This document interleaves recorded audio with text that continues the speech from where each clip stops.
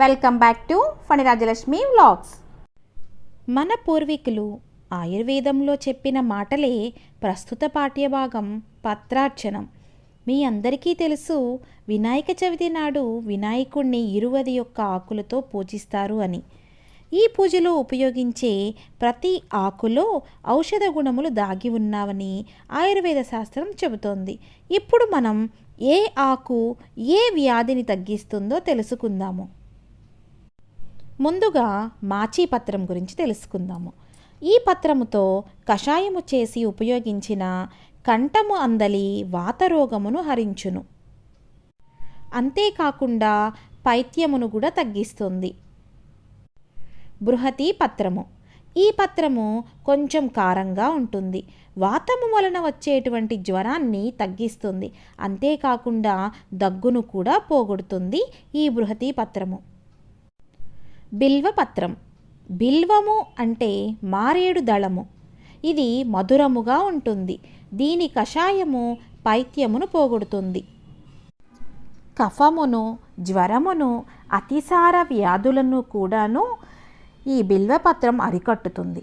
నోటికి రుచిని కలిగించుతూ ఉంటుంది. దుర్వార యుగ్మం. దుర్వార యుగ్మ అంటే గరిక. దీనిని పశువులకు ఆహారముగా ఉపయోగిస్తారు.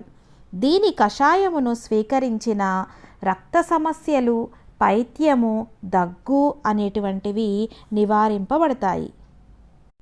దత్తూర పత్రం. ఈ దత్తూర పత్రము కొంచెం కారముగా ఉంటుంది. దీని ప్రభావముచే కాంతివంతముగా ఉంటారు. పుండ్ల వలన కలుగు బాధలను పోగొడుతుంది. కుష్ఠరోగమును పోగొడుతుంది.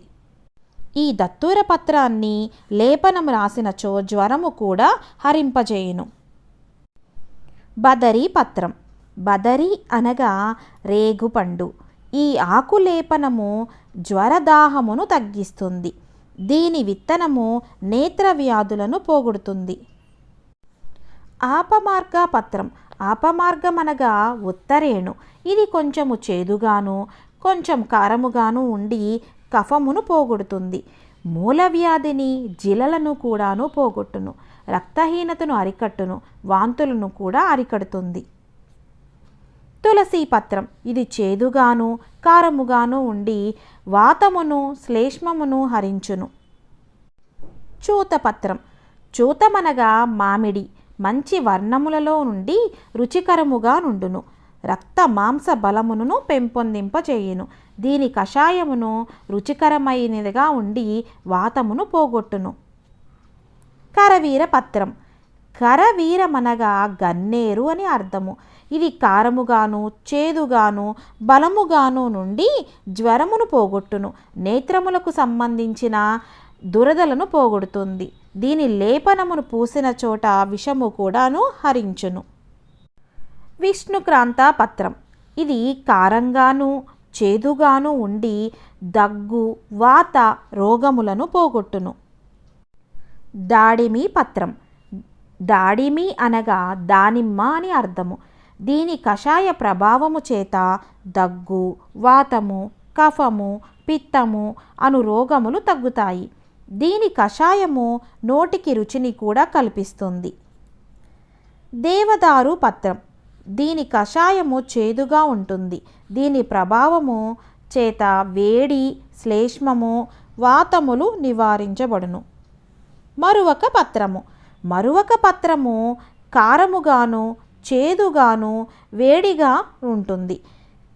క్రిములను, కుష్ఠవ్యాధిని నివారిస్తుంది. మానవ శరీరంలోని కీళ్ళ నొప్పులను నివారిస్తుంది. శరీర దోషములను కూడాను ఈ మరువక పత్రము పోగొడుతుంది. సింధువార పత్రం. తెల్లని పూలతోనూ తెల్లని ఆకులతోనూ కూడియున్న ఇది వాతమును, శ్లేష్మమును పోగొట్టును. జాజి పత్రం. కఫము, పిత్తము, గాయాలు, కుష్ఠరోగములకు, నేత్రములకు సంబంధించిన వ్యాధులకు జాజి పుష్పములు, పత్రములు దివ్యౌషధములు అని చెప్పవచ్చు. అగస్త్య పత్రం. అగస్త్య పత్రము అనగా తెల్లని అగసి పత్రము. ఇది తెలుపు, పచ్చ, నలుపు, ఎర్రని అను 4 వర్ణాల పూలతో కూడినది. ప్రధానముగా దీని ప్రభావముచే శ్రమభారము తగ్గును, దగ్గు రోగము కూడా తగ్గుతుంది. శమీపత్రం. శమీపత్రం అనగా జమ్మిపత్రమని భావము. దీని కషాయము సేవించిన రక్తహీనత, పిత్తము, అతిసారమనేటటువంటి రోగములు నశిస్తాయి. దీని కషాయము కొంచెం చేదుగా ఉంటుంది, కొద్దిగా వేడిగా కూడా ఉంటుంది. కేశములకైతే పూర్తి రక్షణగా ఉంటుంది. అశ్వత్థ పత్రం. అశ్వత్థ పత్రం అనగా రావి అని అర్థము. దీని కషాయము పిప్పలము, మధురము, చల్లగా నుండి కఫ, పిత్తములను పోగొట్టును. అర్జున పత్రం. అర్జున పత్రం అనగా మద్ది పత్రము. దీని కషాయము వలన వేడి, కఫము, గాయాలు నయమగుతాయి. పిత్తము, శ్రమ, దాహార్దిని కూడాను ఈ అర్జున పత్రం పోగొడుతుంది. అర్కపత్రం. అర్కపత్రం అనగా జిల్లేడు పత్రము. ఇది చేదుగా ఉంటుంది, వేడిగా నుండును. శరీరంలో ఎక్కడ వాపు ఉన్నచో దీని ప్రభావముచే ఉపశమనము కలుగును. జిల్లలు, గాయాలు పూర్తిగా తగ్గుతాయి. ఈ వీడియో గనక మీకు నచ్చినట్లయితే లైక్ చేయండి, షేర్ చేయండి, అలానే సబ్స్క్రైబ్ చేయండి.